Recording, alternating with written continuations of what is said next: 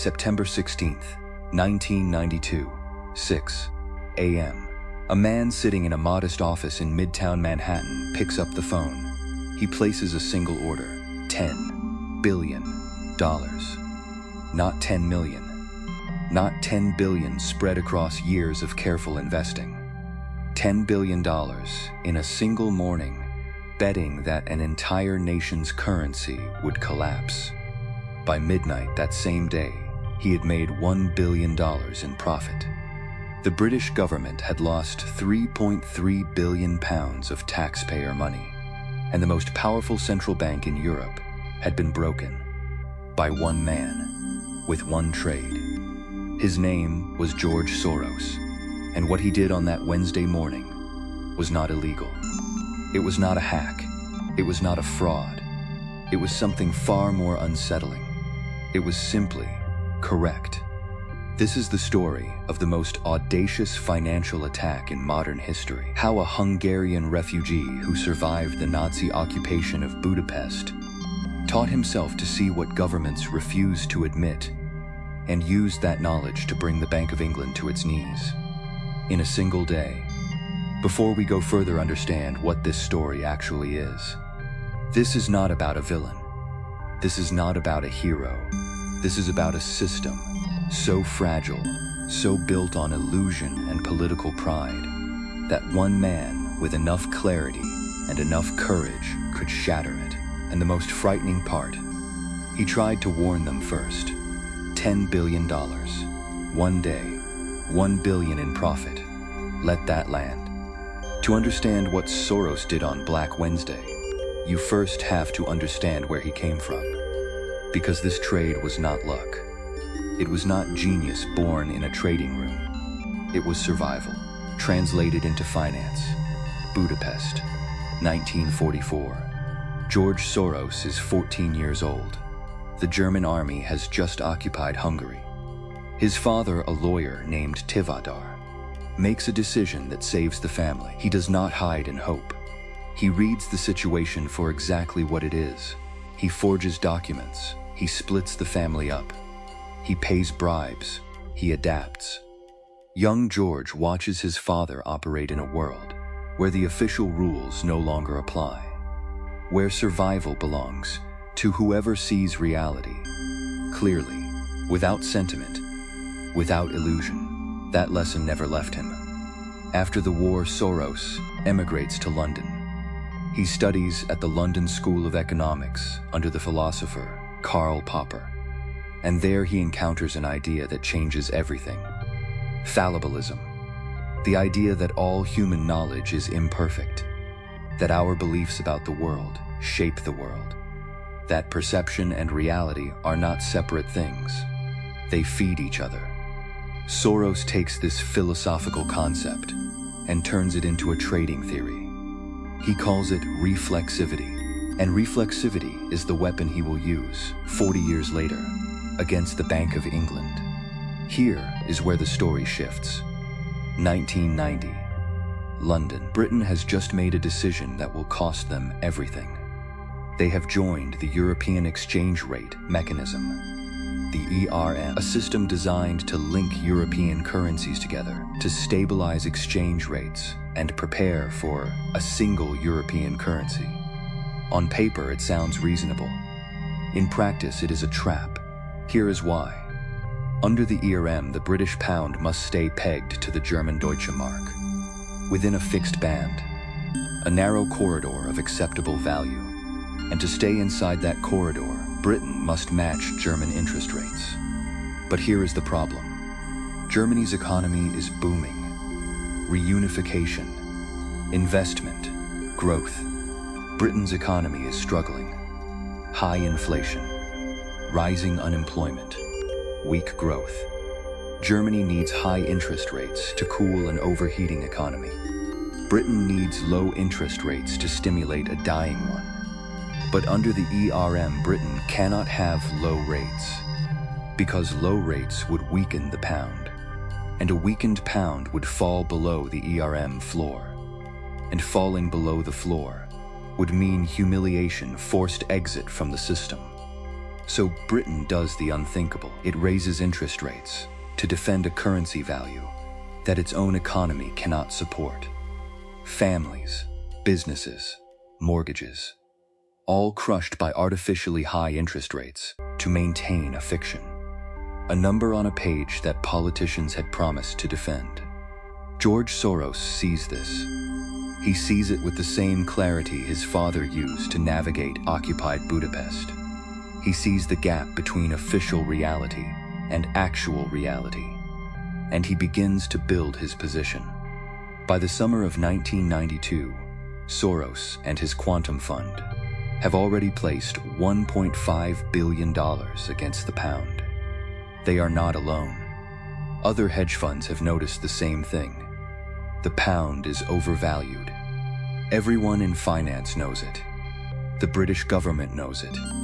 The economists know it. Even some senior Treasury officials privately admit it. But no one will say it out loud. Because saying it out loud means the trade becomes a self-fulfilling prophecy. And then on the evening of September 15th, a single offhand comment changes everything. Helmut Schlesinger, president of the German Bundesbank, in a private interview later paraphrased and leaked to newswires, he says, one or two currencies could still come under pressure. The financial world interprets this as a direct signal. The pound is one of those currencies. Soros reads the wire report. He picks up the phone. He increases his position from $1.5 billion to $10 billion. In a single morning, September 16th, 1992, Black Wednesday.